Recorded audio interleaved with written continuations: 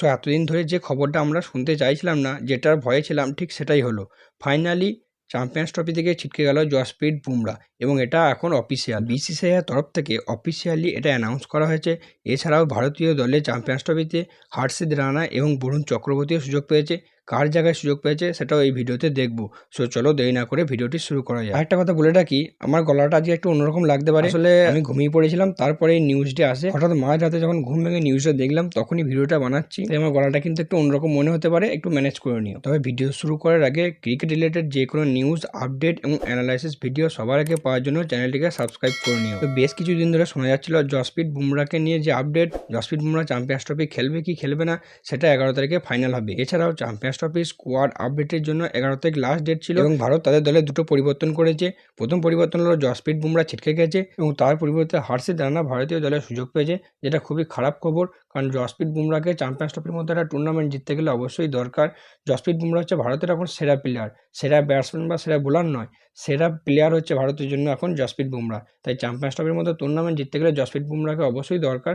হ্যাঁ, হর্ষিত রানা হয়তো ভালো বোলার, তার জন্য নয়, বাট জসপ্রীত বুমরার মতো অতটা এফেক্টিভ এখনো পর্যন্ত হয়ে উঠতে পারেনি। এবং আরও একটি বড় পরিবর্তন হয়েছে, সেটি হলো যশস্বী জয়সওয়ালকে স্কোয়াড থেকে বার করে দেওয়া হয়েছে এবং তার পরিবর্তে ভারতীয় দলে সুযোগ পেয়েছে বরুণ চক্রবর্তী। এর আগে একটা ভিডিওতে আলোচনা করছিলাম যে বুমরা যদি চ্যাম্পিয়ন্স ট্রফি না খেলে তাহলে তার পরিবর্তে কে আসবে, হর্ষিত রানা না মোহাম্মদ সিরাজ। সেই ভিডিওতে অলরেডি আমাদেরকে বলেছিলাম যে হর্ষিত রানার নামটাই কিন্তু আগে আছে।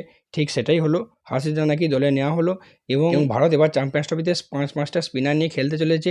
জয়সওয়ালকে টিম থেকে বাইরে বার করে দেওয়া হয়েছে এবং তার পরিবর্তে বরুণ চক্রবর্তীকে দলের সুযোগ নেওয়া হয়েছে। এর আগেই শোনা যাচ্ছিল যে বরুণ চক্রবর্তী মেবি ভারতীয় দলের সুযোগ পেতে পারে।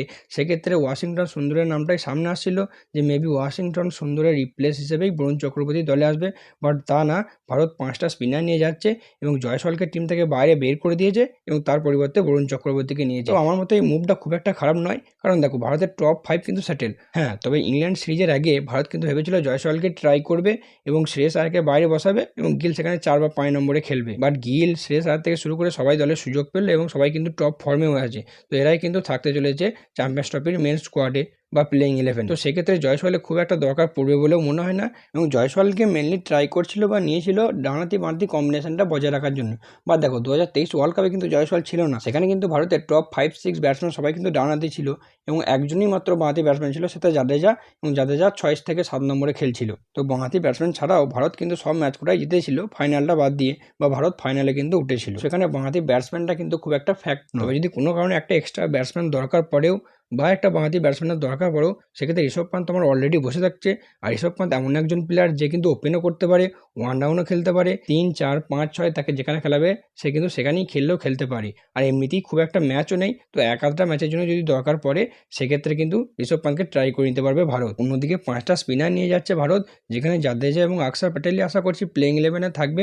বাট কোনো ম্যাচে যদি দরকার পড়ে বা কোনো টিমের বিরুদ্ধে যদি ভারত মনে করে, সেক্ষেত্রে জাদেজা বা অক্ষর প্যাটেলের পরিবর্তে একজনকে বসিয়ে ওয়াশিংটন সুন্দর বা বরুণ চক্রবর্তীকেও কিন্তু ট্রাই করতে পারে। আমার মতে টিম ম্যানেজমেন্ট ঠিক এরকমটাই ভেবেছে, বাই এনি চান্স যদি দরকার পড়ে সেক্ষেত্রে কিন্তু বরুণ চক্রবর্তীকে খেলালেও খেলাতে পারি, সেই জন্যই হয়তো তাকে দলে নিয়েছে। অন্যদিকে বিসিসিআই তরফ থেকে 3জন নন ট্রাভেলিং রিজার্ভ প্লেয়ারের নাম অ্যানাউন্স করা হয়েছে, যেখানে রয়েছে জয়সওয়াল, মোহাম্মদ সিরাজ এবং শিবম দুবে। তো এরা 3জন তো দুবাই যাচ্ছে না, বাট কোনো কারণে কোনো প্লেয়ারের সঙ্গে রিপ্লেস করতে হলে তখন কিন্তু এই 3জনের মধ্যে একজন রিপ্লেস করবে। তো এই ছিল আজকের ভিডিও।